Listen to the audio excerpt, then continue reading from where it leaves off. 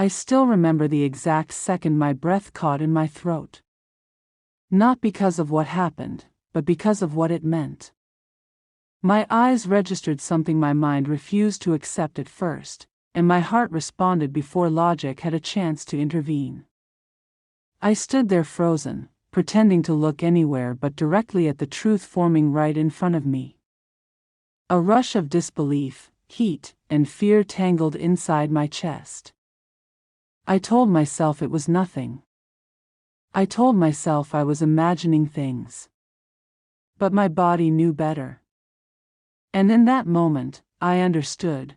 This was the beginning of something I would not be able to undo. At home, life had become quiet in a way that felt heavier than shouting. We lived side by side, shared space, shared routines, but not much else anymore. Conversations were practical, trimmed down to necessities. How was your day? Did you eat? Don't forget tomorrow. The kind of words that fill silence without touching anything real. Nights ended with backs turned, not out of anger, just habit. I told myself this was normal. Long relationships settle, passion fades, people grow comfortable. But comfort, I was learning, can look a lot like loneliness when you're the only one still reaching. That I missed being seen. Not admired, not desired in some dramatic way, just noticed. I missed someone looking at me like I mattered in that moment, like my presence altered the air around them. My partner wasn't cruel or unfaithful. That almost made it worse. There was no villain to blame, no explosion to justify the emptiness. Just slow erosion. Day after day of feeling smaller, quieter, easier to overlook. I started questioning myself in mirrors, wondering when I became someone forgettable. That's when he entered my life. Not with drama. Not with intention. Just there. Close enough to notice things others didn't. The way my mood shifted before I said a word. The way I laughed when I was nervous. He listened, really listened, not waiting for his turn to speak. At first it felt harmless. Friendly. Refreshing. I told myself I deserved conversation that didn't feel like a chore. I deserved to feel human again. There was a difference in the energy when he was around. Subtle, but undeniable. Conversations lingered longer than necessary. Silence didn't feel awkward, it felt charged. I became aware of my hands, my posture, the way I breathed. I caught myself replaying his words later, smiling at nothing. And that scared me. Because I knew the rules. I knew how these stories usually begin. With denial. With, "It's innocent." With small permissions that feel too insignificant to matter. That I started noticing the distance at home more sharply. Every unanswered message, every distracted nod felt amplified. I didn't create the comparison on purpose, but it formed anyway. One presence felt dull and heavy, the other light and electric. I hated myself for noticing. I hated myself more for wanting that feeling again. The moment that changed everything didn't look dramatic from the outside. No one else would have noticed. It was brief. Silent. But something shifted between us. A look held a second too long. A pause where neither of us moved away. My body reacted before my mind could stop it, and that terrified me. I felt exposed, like my thoughts had suddenly become visible. I looked away first, heart pounding, pretending nothing had happened while knowing everything had. The guilt came fast, sharp and suffocating. I told myself I had crossed no real line. There was no touch, no confession, no betrayal I could point to. And yet, something inside me had already stepped somewhere it didn't belong. I went home that night and lay awake beside someone who trusted me, staring into the dark, replaying a moment that wouldn't let me go. That I knew then that this wasn't about him alone. It was about what I had been missing. What I had ignored. What I had allowed to starve quietly inside me. And as much as I wanted to rewind, to choose safety and familiarity, a part of me was already leaning forward, curious and afraid, knowing that once you feel that kind of pull, pretending it never happened is the hardest lie of all.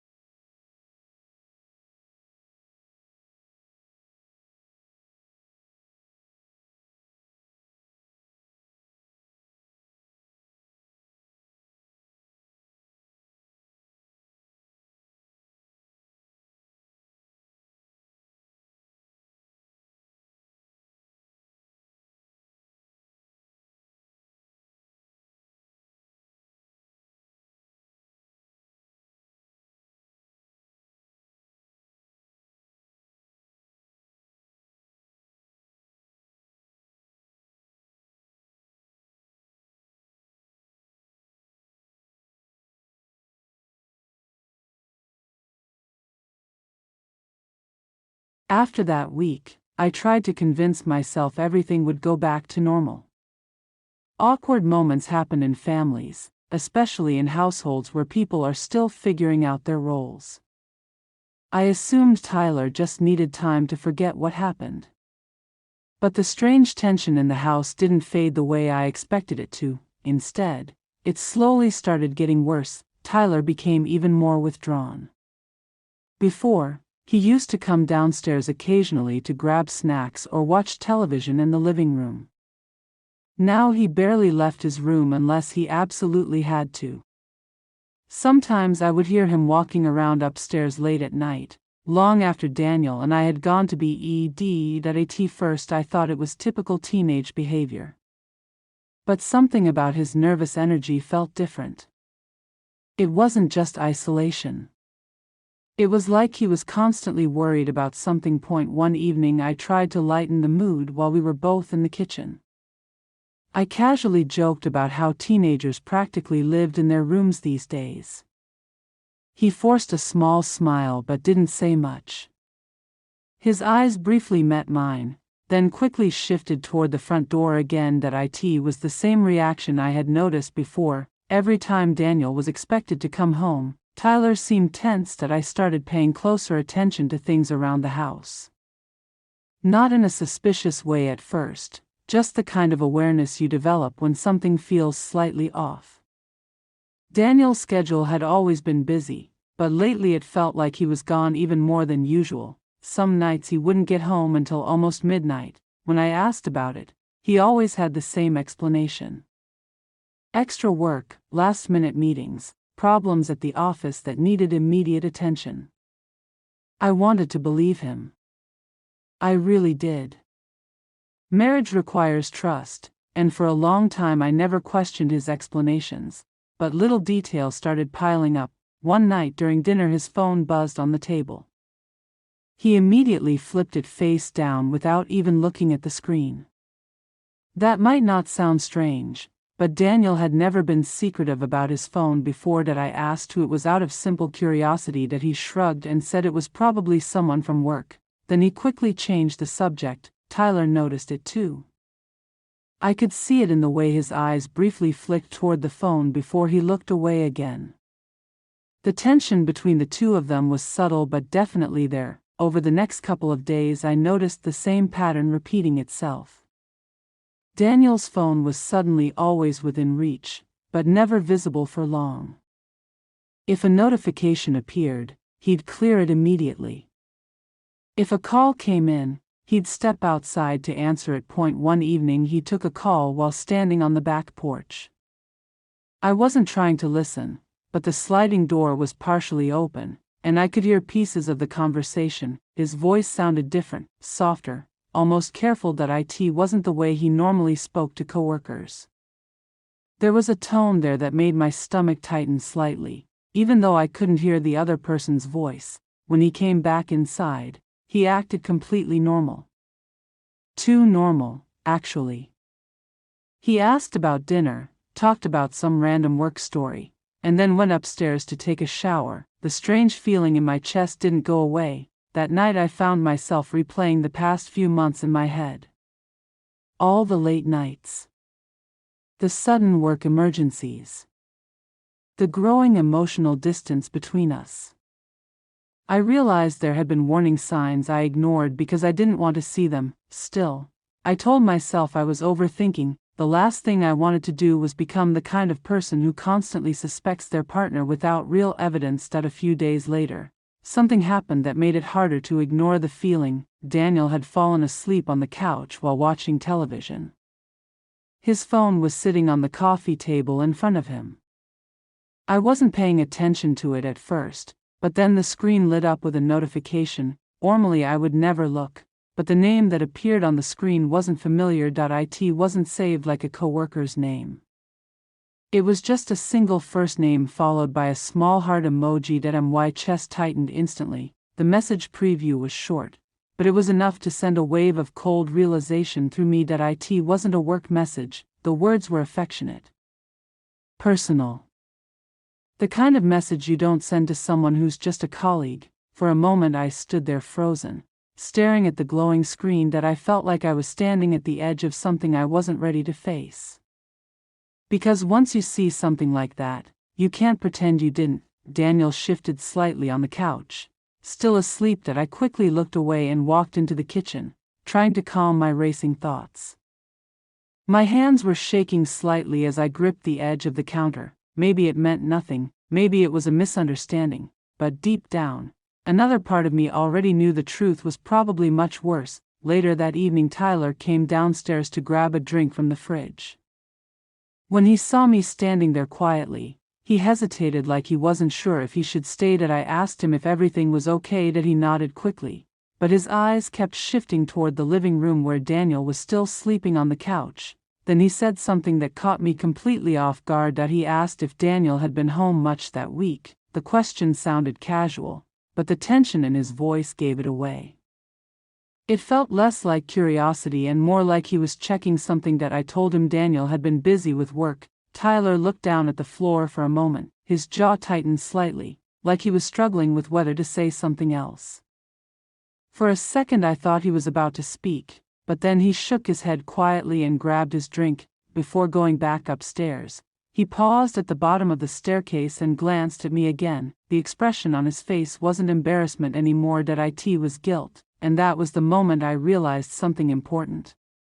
Tyler wasn't just acting awkward because of the incident earlier that week. He was acting like someone who knew a secret he didn't want to carry. And suddenly, the message I saw on Daniel's phone felt a lot less like a coincidence. That night I barely slept. The message on Daniel's phone kept replaying in my mind over and over again. I tried to convince myself that I might be misinterpreting it, that maybe there was some harmless explanation I hadn't considered yet. But deep down I knew the truth usually hides behind small moments like that. A strange message. A secretive phone call. A shift in someone's behavior you can't quite explain. When you start noticing those things, it becomes impossible to ignore them. The next few days I watched Daniel more carefully than I ever had before. I didn't confront him. I didn't accuse him of anything. I just paid attention, and the more I paid attention, the more obvious the cracks became. He guarded his phone constantly now. If he left the room, the phone came with him. If it buzzed, he checked it instantly. Even when we were sitting together watching television, his attention kept drifting toward the screen in his hand. At dinner one night his phone lit up again. I saw the same name appear across the screen, the same heart emoji. That he quickly turned the phone over before anyone else could see it. But by then I already had that. I forced myself to stay calm. Reacting emotionally without proof would only lead to denial and excuses. If something was really going on, I needed to know the truth before confronting him. The opportunity came sooner than I expected. That a few nights later Daniel fell asleep in our bedroom while scrolling through something on his phone. The device slipped from his hand and landed on the mattress beside him. His breathing grew heavy within minutes. For a long time I just stared at the phone. My heart was pounding so hard I could hear it in my ears. Part of me didn't want to touch it. Once you cross that line, you can't go back to pretending everything is fine. But another part of me needed answers. Slowly, I picked up the phone, the screen unlocked with his usual passcode. My hands felt cold as I opened his messages. The name with the heart emoji was right at the top. When I opened the conversation, the truth hit me like a punch to the chest. The messages went back months. They weren't vague or questionable. They were intimate, emotional, and undeniable. Long conversations about meeting up, about missing each other, about moments they had already spent together behind my back. There were plans. Photos. Late-night messages sent while I had been sleeping just a few feet away from him. Every doubt I had been trying to silence suddenly became reality. Daniel had been having an affair, not something recent. Not a brief mistake, months, maybe longer. That I felt like the air had been sucked out of the room. My chest tightened as I kept scrolling through the messages, each one making the betrayal feel heavier. While I was reading, the bedroom door creaked open behind me. That I turned quickly. Tyler was standing in the doorway. For a second neither of us said anything. His eyes immediately dropped to the phone in my hands, and his face went pale. That he knew exactly what I was looking at. "Dad's asleep?" he asked quietly. That I nodded slowly. The silence between us felt thick and uncomfortable. Tyler stepped further into the room, glancing once at Daniel, who was still asleep and unaware of anything happening. Then Tyler looked back at me. There was no confusion on his face. No surprise, just guilt. That my voice felt unsteady when I spoke. I asked him how long he had known. That he didn't answer right away. His shoulders slumped slightly, like someone who had been carrying something heavy for a long time. Finally he said he found out a few months ago. That he hadn't meant to discover it. According to him, Daniel had left his laptop open one night, and Tyler saw messages popping up on the screen from the same woman. At first he thought it was nothing. But curiosity got the better of him, and he ended up reading some of the conversation. That's when he realized what was really going on. I asked him why he never told me. Tyler looked down at the floor, rubbing the back of his neck nervously. He said his dad made him promise to stay out of it. Apparently Daniel had caught him looking at the messages one day.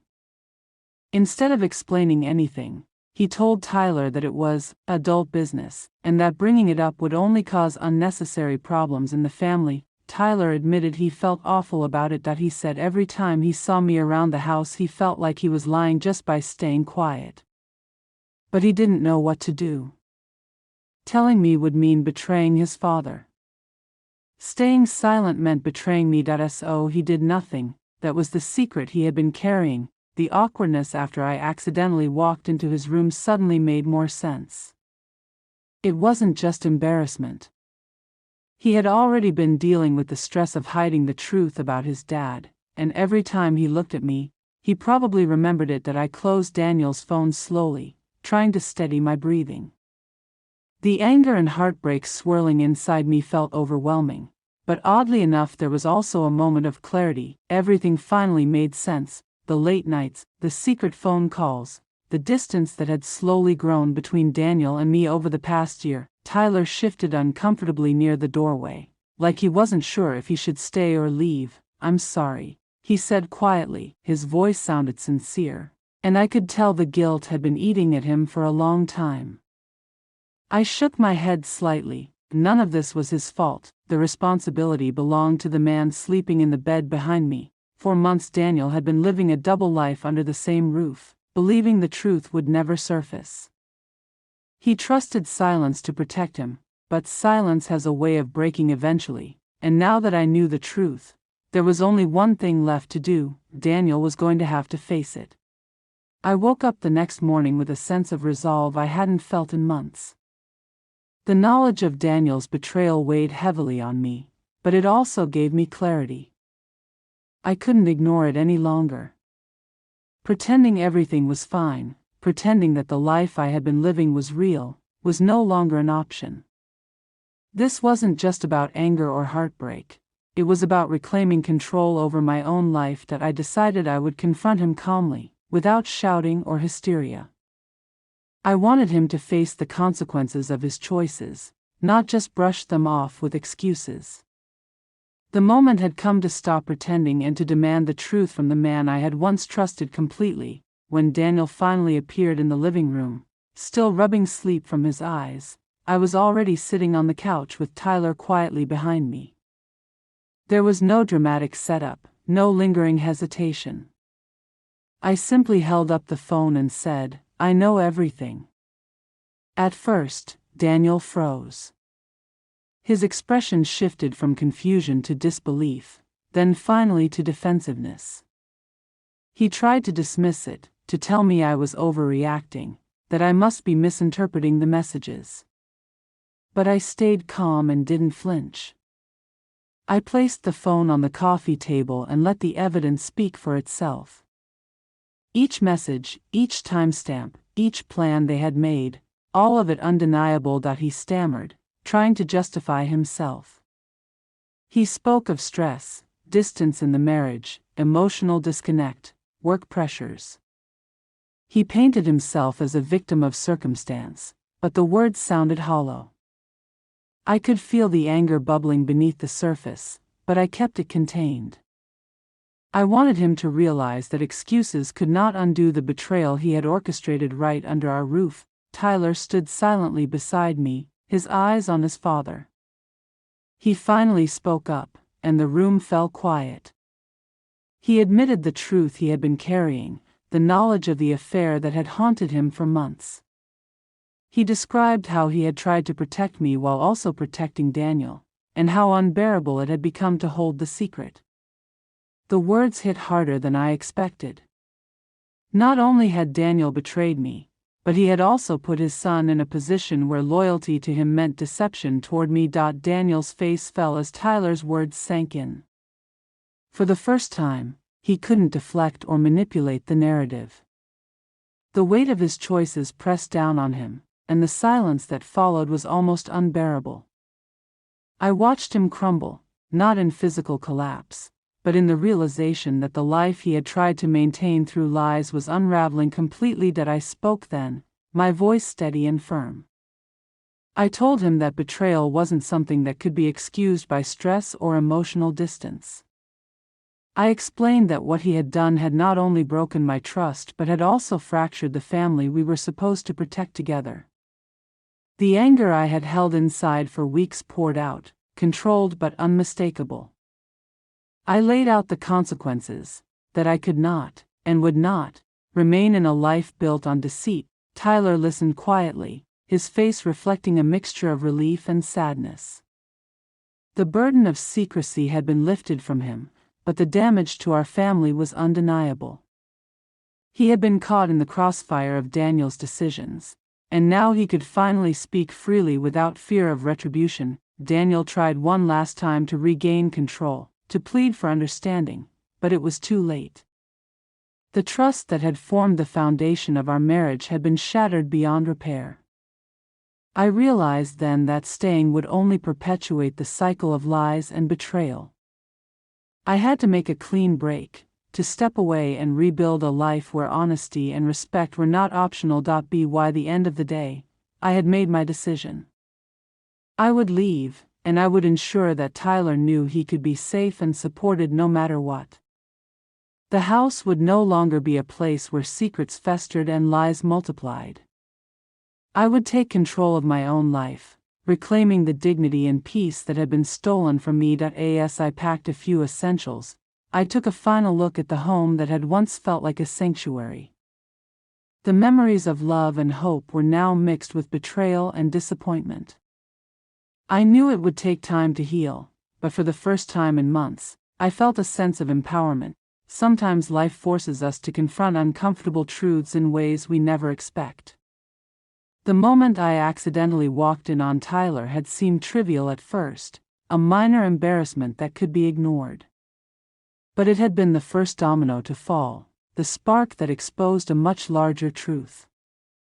That one uncomfortable moment led to clarity, to confrontation, and ultimately to a decision that would redefine my future. I realized that betrayal doesn't always announce itself.